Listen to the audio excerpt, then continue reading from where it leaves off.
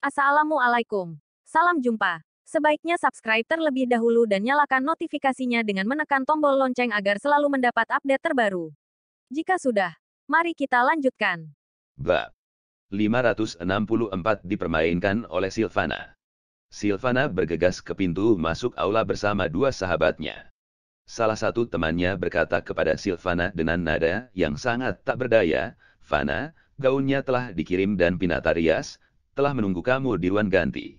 Hari ini adalah hari ulang tahunmu. Kami semua sibuk untuk membantumu, tetapi kamu sendiri yang datang ke sini dan justru mengobrol dengan anak malang entah dari mana. Aku benar-benar tidak tahu apa yang kamu pikirkan." Morgan mungkin tidak menyangka bahwa cucu Mandala tidak lain adalah Sylvana. Sylvana telah merencanakan untuk menggoda Morgan sebelumnya. Namun, dia mengetahui bahwa Morgan benar-benar tidak tahu hubungannya dengan Mandala. Apalagi Sylvana mengira Morgan tidak datang ke pesta ulang tahunnya melainkan hanya untuk makan dan minum. Namun, Sylvana juga tidak akan memberitahu identitas Morgan pada teman-temannya.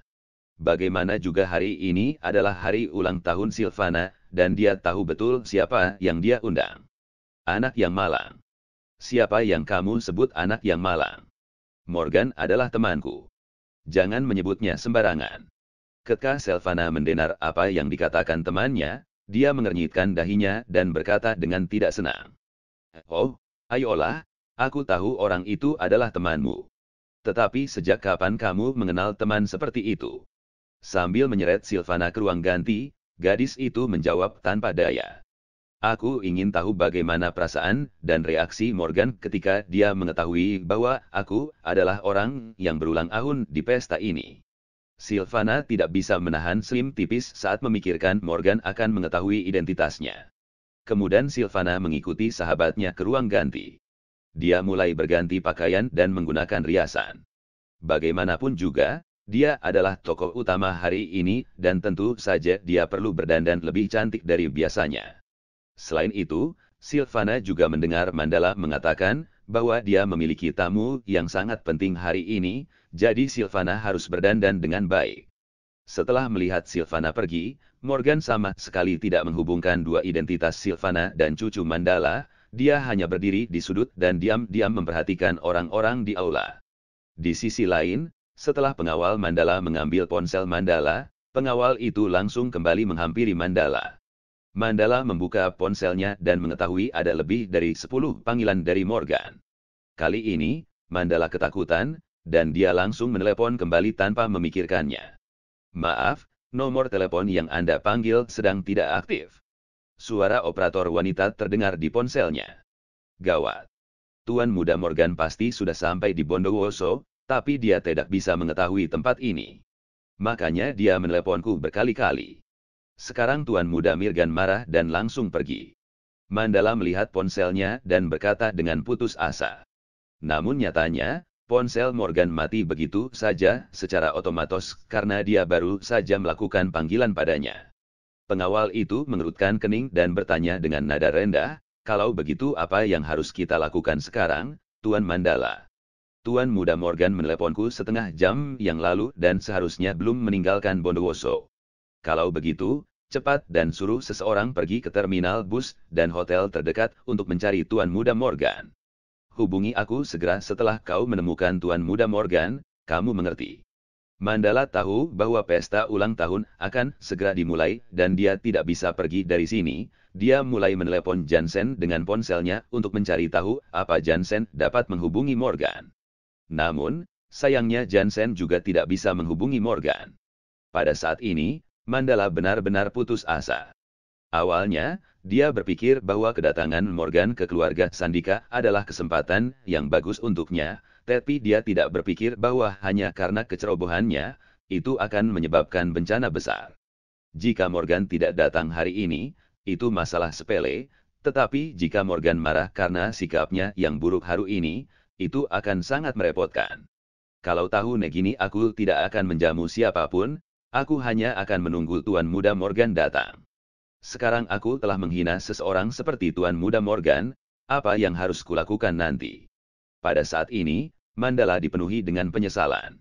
Dia membenci dirinya sendiri karena terlalu ceroboh. Namun, Sekarang sudah terlambat bagi Mandala untuk menyesal dan berpikir lebih banyak. Pada pukul 5 sore, terdengar musik yang menenangkan di aula. Lampu aula menjadi redup dan pintu aula dibuka perlahan. Ornak orang mengeluarkan hadiah yang telah mereka persiapkan sebelumnya dan kemudian berkumpul di sekitar pintu masuk aula untuk menunggu tokoh utama Sylvana muncul hari ini. Morgan tahu bahwa dia belum menyiapkan hadiah apapun, sedangkan identitasnya cukup istimewa. Setelah diketahui bahwa dirinya adalah Tuan Muda Morgan dari Surabaya yang hebat, tetapi dia datang ke pesta ulang tahun tanpa menyiapkan hadiah apapun, dia akan sangat malu. Morgan pun berencana untuk memberikan hadiah ini di masa depan. Hari ini, dia tidak akan ikut bersenang-senang dengan orang-orang ini dan akan berdiri sendiri di sudut. Ditemani dengan 2 orang temannya, Sylvana memasuki aula. Pada saat ini, Sylvana telah berganti pakaian mengenakan gaun malam putih. Gaun malam uang indah cocok dengan tubuhnya yang sempurna dan wajahnya yang cantik.